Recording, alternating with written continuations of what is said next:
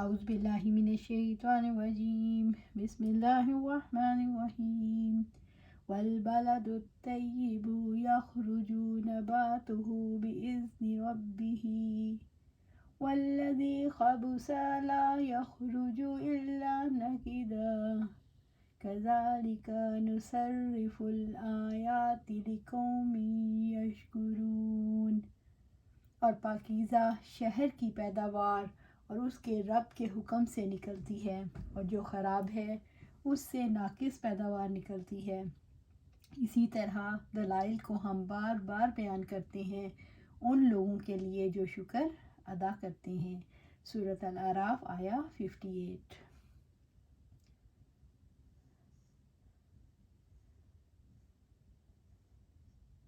والبلد الطیب، اور پاکیزہ شہر جو زمین زرخیز ہوتی ہے، اس میں اللہ تعالیٰ کے حکم سے پودے اچھے اور نفع بخش نکلتے ہیں، اور جو خراب ہوتی ہے جیسے کالے پتھروں والی یا بنجر زمین میں، اس میں اچھے پودے پیدا نہیں ہوتے، اور جو پیدا ہوتے ہیں وہ نفع بخش نہیں ہوتے۔ ابن عباس رضی اللہ تعالیٰ عنہ کہتے ہیں کہ اللہ تعالیٰ نے اس مثال کے ذریعے مومن اور کافر کا حال بیان کیا ہے۔ مومن قرآن کریم سن کر اسے یاد کرتا ہے اور اس کے معنی کو اپنے دل میں جگہ دیتا ہے، اور اس کے برعکس اور اس سے مستفید ہوتا ہے۔ اس زرخیز زمین کی مانند ہے جس میں بارش ہونے کے بعد پودے اگتے ہیں، لیکن کافر کی حالت اس کے برعکس ہوتی ہے۔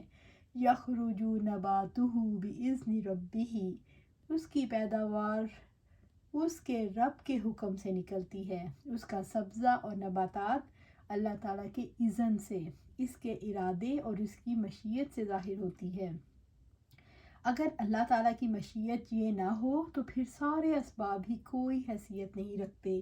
والذی خبث لا یخرج الا نکدا، اور جو خراب ہے اس سے ناقص پیداوار نکلتی ہے۔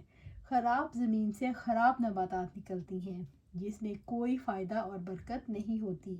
حدیث میں آتا ہے انسان کا جسم مٹی میں مل کر مٹی بن جاتا ہے، صرف اس کی ریڑھ کی ہڈی کی دم باقی رہے گی اور یہی ہڈی بیج کا کام دے گی۔ اور حدیث میں آیا ہے جب سور میں دوسری بار پھونکا جائے گا تو لوگ زمین سے اس طرح اگ آئیں گے جیسے بارش سے نباتات اگاتی ہے۔ یہی اس آیت کا مطلب ہے۔ اللہ تعالیٰ نے اچھے دل کو کس چیز سے تشبیہ دی ہے؟ اللہ تعالیٰ نے اچھے دل کو زرخیز مٹی اور صالح زمین سے تشبیہ دی ہے۔ اللہ تعالیٰ نے برے دل کو کس سے تشبیہ دی؟ اللہ تعالیٰ نے برے دل کو بیکار مٹی اور بنجر زمین سے تشبیہ دی۔ اچھی زمین سے کیا فائدے حاصل ہوتے ہیں؟ جیسے اچھی زمین میں پھل پھول آتے ہیں، ایسے ہی اچھے دل میں نیک خیالات، اچھے اور پاکیزہ تصورات پیدا ہوتے ہیں۔ اچھے دل میں انسانی ارادے اور عزائم اجاگر ہوتے ہیں، جیسے مختلف زمینوں سے مختلف پیداوار اور ڈالیں۔ شکر کا پودا کہاں اگ سکتا ہے؟ شکر کا پودا نصیحت قبول کرنے والے دل میں اگتا ہے۔ کذالک نصرف الآیات، یعنی ہم آیات کی مختلف قسمیں اور مثالیں لوگوں کے سامنے بیان کرتے ہیں جو اللہ تعالیٰ کی نعمتوں کے اعتراف کر کے شکر گزار ہوتے ہیں۔ شکر گزار اللہ تعالیٰ کی نعمتوں میں سے اس کی مرضی کے مطابق تصرف کرتے ہیں، یعنی ہم آیات کی مختلف انواع اور مثالیں ان لوگوں کے سامنے بیان کرتے ہیں جو اللہ تعالیٰ کی نعمتوں کا اعتراف اور اقرار کر کے اس کے شکر گزار ہوتے ہیں اور ان نعمتوں میں اللہ تعالیٰ کی مرضی کے مطابق تصرف کرتے ہیں۔ بس یہی لوگ ہیں جو ان احکام اور مطالبہ الہیہ سے مستفید ہوتے ہیں جن کی اللہ تعالیٰ نے اپنی کتاب میں تفصیل بیان کی ہے، کیونکہ وہ ان احکام الہیہ کو اللہ تعالیٰ کی سب سے بڑی نعمت خیال کرتے ہیں جو ان کے رب کی طرف سے ان کے پاس پہنچی ہے، اور وہ اپنے آپ کو اس نعمت کا محتاج سمجھتے ہیں، اسے خوشی خوشی قبول کرتے ہیں اور ان احکام میں غور و فکر کرتے ہیں، اور اللہ تعالیٰ ان کی استعداد کے مطابق ان کے سامنے ان احکام کے معنی بیان کر دیتا ہے۔ یہ دلوں کے لیے ایک مثال ہے، جب ان پر وحی الہی کا نزول ہوتا ہے، یہ مادہ حیات ہے اور بادل بارش کا مادہ ہے۔ قلوب طاہرہ کے پاس جب وحی آتی ہے تو اسے قبول کرتے ہیں اور اسے سیکھتے ہیں اور اپنی فطرت کی پاکیزگی اور اپنے عنصر کی اچھائی کے مطابق نشو و نما پاتی ہیں۔ قلوب خبیثہ جن میں کوئی بھلائی نہیں ہوتی، جب ان کے پاس وحی آتی ہے تو قابل قبول مقام اور محل نہیں پاتی، بلکہ وہ انہیں غافل اور روگرداں یا مخالف کرنے والی پاتی ہے۔ بس اس کی مثال اس بارش کی مانند ہے جو شور زدہ زمین میں ریت کے ٹیلوں اور چٹانوں پر برستی ہے تو ان پر کوئی اثر نہیں ہوتا، جیسے اللہ تعالیٰ نے فرمایا انزل من السماء ماء فسالت اودیات بقدرها فاحتمل السیل زبدا رابیا۔ اللہ تعالیٰ نے آسمان سے پانی اتارا، چنانچہ کئی نالے اس سے اپنی اپنی وسعت کے مطابق بہہ نکلے، پھر سیلاب نے ابھرا ہوا جھاگ اٹھا لیا۔ سورۃ الرعد آیا 13۔ ابو موسیٰ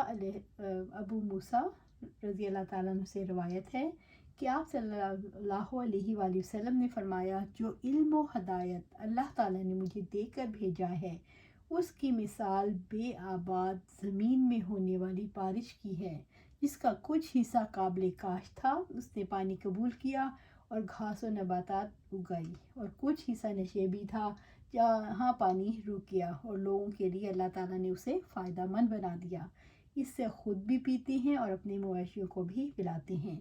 زمین کے ایک اور حصے پر بھی بارش ہوئی جو صرف چٹیل میدان کی صورت میں تھا، نہ اس نے پانی کو جمع کیا اور نہ اس نے نباتات کو اگایا، تو یہ مثال ایسے شخص کی جس نے اللہ تعالیٰ کے دین کو سمجھا، تعلیم اور تعلم کے ذریعے اللہ تعالیٰ نے اسے اس کے لیے مفید بنا لیا، اور ایسے شخص کی جس نے اس کی کوئی پرواہ نہ کی اور میرے ذریعے اللہ تعالیٰ کی بھیجی ہوئی ہدایت کو قبول نہ کیا۔ والبلد الطیب، اور پاکیزہ شہر جو زمین میں زرخیز ہوتی ہے، اس میں اللہ تعالیٰ کے حکم سے پودے اچھے اور نفع بخش نکلتے ہیں، اور جو خراب ہوتی ہے جیسے کالے پتھروں والی یا بنجر زمین، اچھے پودے پیدا نہیں ہوتے۔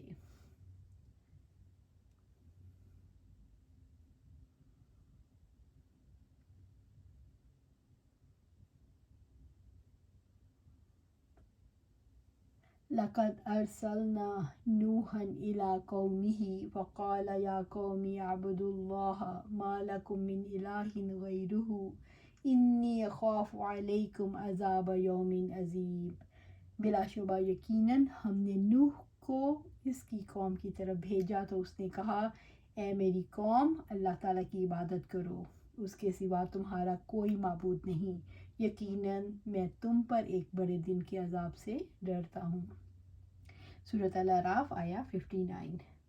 توحید کے دلائل کے ساتھ یہ جاننے کی بھی ضرورت ہے کہ ماضی میں جب انبیاء نے توحید کی دعوت دی تو ان کی امتوں نے ان کے ساتھ کیا معاملہ کیا، اللہ تعالیٰ نے اہل توحید کی کیسے مدد فرمائی اور انبیاء اور مرسلین سے دشمنی رکھنے والوں کو کیسے ہلاک کیا، اور سب سے بڑھ کر یہ یقین کہ سارے انبیاء کی دعوت ایک تھی، توحید کی دعوت۔ لقد ارسلنا نوحا الی قومہ، بلا شبہ یقیناً ہم نے نوح کو اس کی قوم کی طرف بھیجا۔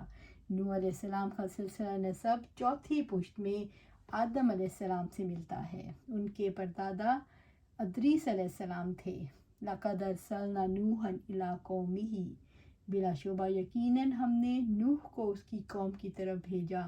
نوح علیہ السلام چونکہ سب سے پہلے نبی مرسل تھے جو مشرک قوم کی طرف بھیجے گئے، جیسے کہ ہم سب کو اس سے پتہ چلتا ہے، شفاعت الکبریٰ اور بعض دوسری روایت سے معلوم ہوتا ہے، اس لیے اللہ تعالیٰ نے سب سے پہلے انہی کا قصہ بیان فرمایا۔ ابن عباس رضی اللہ تعالیٰ عنہ فرماتے ہیں، آدم سے لے کر 10 قرن ایسے گزرے جس میں بنی آدم توحید پر قائم رہے، اور نوح اسلام کی اس قوم سب سے پہلی قوم ہے جس نے اپنے بعض نیک لوگوں کی یاد تازہ رکھنے کے لیے ان کے مجسمے بنائے، پھر ان کی پوجا کرنے لگے۔ ان مجسموں کے نام سورۃ نوح میں مذکور ہیں۔ قوم نوح ملک کے عراق میں آباد تھی۔ ابراہیم علیہ السلام کا ولادت بھی وہیں ہوئی۔ نوح علیہ السلام کا زمانہ تقریباً 3800 قبل مسیح سے لے کر کہتے ہیں کہ اسی کے لگ بھگ تھا، اتنا پرانا ہے۔ جب اللہ تعالیٰ نے نوح علیہ السلام کو ان کی قوم کی طرف بھیجا، جبکہ قوم بت پرست تھی، نوح علیہ السلام نے اکیلے ہی انہیں توحید کی دعوت دی۔ اللہ تعالیٰ نے اپنے مقدس کتاب قرآن مجید میں متعدد مقامات پر آپ کا قصہ بیان کیا۔ آپ کی قوم نے کیا کچھ کیا اور اللہ تعالیٰ نے کفر کرنے والوں پر طوفان کا کیسے عذاب بھیجا، پھر آپ کو اور کشتی والوں کو کس طرح نجات دی۔ اس طرح متعدد صورتوں میں آپ کا ذکر ہے، اور پھر آخر میں پوری سورۃ نوح آپ کے نام سے نازل کر دی گئی۔